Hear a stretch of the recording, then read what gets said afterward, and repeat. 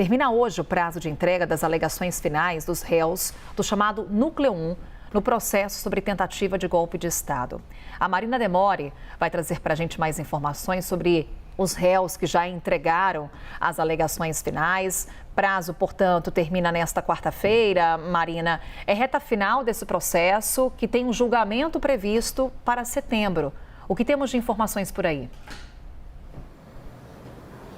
Reta final, Carol. Bom dia para você, bom dia a todos. Os advogados dos réus estão trabalhando ainda nessa quarta-feira, para entregar até às 11h59 as alegações finais dos investigados, dos réus nesse processo que corre lá na primeira turma do Supremo Tribunal Federal sobre a tentativa de golpe de Estado, aquela ação penal sobre a trama golpista.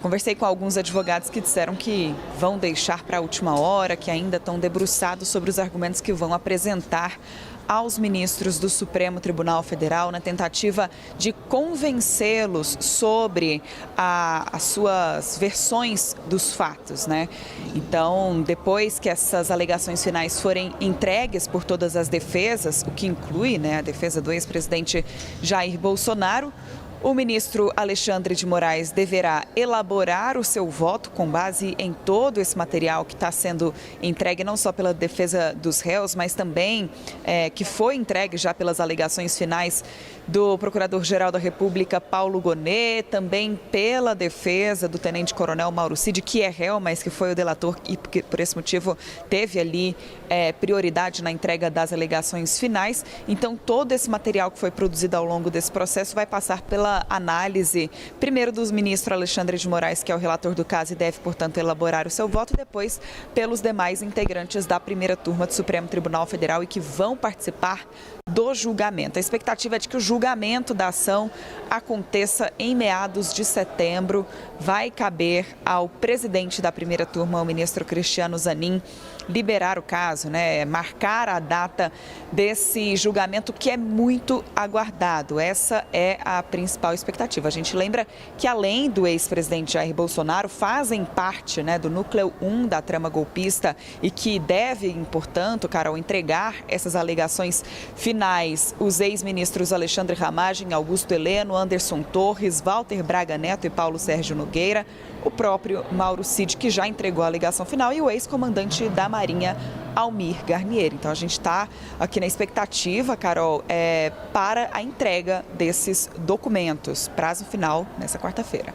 Lembrando que Mauro Cid já entregou as alegações finais porque ele fechou acordo de delação premiada, então o prazo para o ex-ajudante de ordens de Jair Bolsonaro correu antes. E aí, Marina, ainda sobre esse processo de tentativa de golpe de Estado, um outro olhar que trazemos é para o que também acontece no Supremo Tribunal Federal hoje, a acareação entre o delator Mauro Cid e o ex-assessor de Jair Bolsonaro, Marcelo Câmara.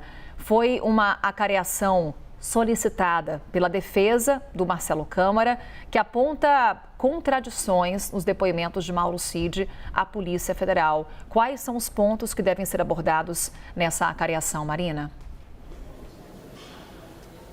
Carol, o principal motivo que motivou a defesa de Marcelo Câmara a pedir essa acareação do réu junto com o ex-ajudante de ordens, tenente-coronel Mauro Cid, é em relação ao argumento, a informação que foi dada por Cid em sua delação de que Marcelo Câmara teria monitorado autoridades, como o próprio ministro Alexandre de Moraes, o presidente Luiz Inácio Lula da Silva e também o vice-presidente Geraldo Alckmin.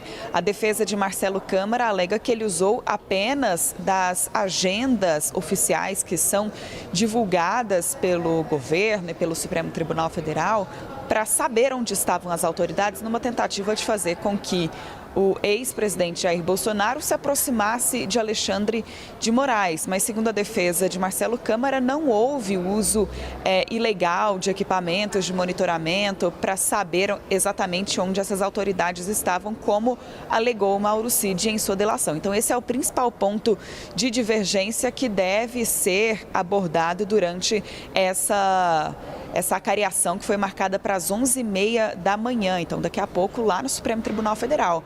Vai ser um processo presencial, Carol, um procedimento presencial. Então, Marcelo Câmara, que está preso, vai comparecer de tornozeleira eletrônica para ficar frente a frente com o tenente-coronel Mauro Cid, para que os dois possam falar sobre esses pontos que são divergentes em seus depoimentos e em seus entendimentos.